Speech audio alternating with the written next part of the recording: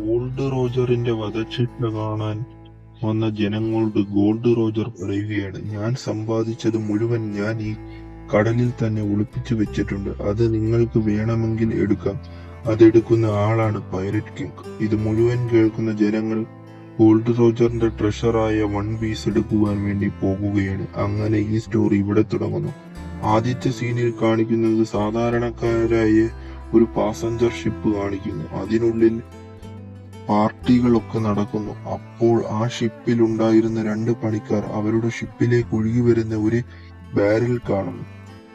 അവർ barrel എടുത്ത് അവരുടെ ഷിപ്പിലേക്ക് കയറ്റുന്ന സമയത്ത് അവരുടെ ഷിപ്പിനെ ആക്രമിക്കുവാനായി ഒരു പൈററ്റ്സിന്റെ ഷിപ്പ് വരുന്നു. ആ പൈററ്റ്സിന്റെ നെയിമാണ് അൽവിഡ പൈററ്റ്സ്. അവർ ആ ഷിപ്പിന് നേരെ ഫയർ ചെയ്യുന്നു. അപ്പോൾ ഭയന്നുപോയ ആ പണിക്കാർ ബാരൽ അവിടെ തന്നെ ഇട്ടിട്ട് ഓടുന്നു. അവർ ആക്രമിക്കാൻ വന്ന ക്യാപ്റ്റന്റെ നെയിമാണ് അൽവിഡ. അങ്ങനെ ആ പൈററ്റ്സ് ഷിപ്പിൽ കയറുകയും അതിനുള്ളിലുള്ള ആൾക്കാരുടെ സ്വർണവും മറ്റും എടുക്കുന്നു. ആൽവിഡ പൈററ്റ്സിന്റെ അടുത്തുള്ള ഒരു പയ്യനാണ് കോപ്പി. അവനും ഈ പൈററ്റ്സിന്റെ കൂടെ ജോലി ചെയ്യുന്ന ഒരു പയ്യനാണ്. കോപ്പി ആ പണിക്കാരുടെ കയ്യിൽ നിന്നും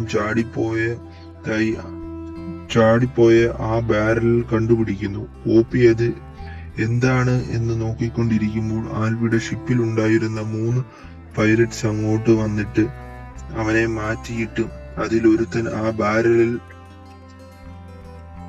തുറക്കാൻ പോകുന്ന സമയത്ത് ബാരലിലും തല്ലിപ്പൊളിച്ചുകൊണ്ട് ആ പൈററ്റ്സിനെയും ആക്രമിച്ച് മെയിൻ ക്യാരക്ടറായ ലൂഫി അതിന് പുറത്തേക്ക് വരുന്നു.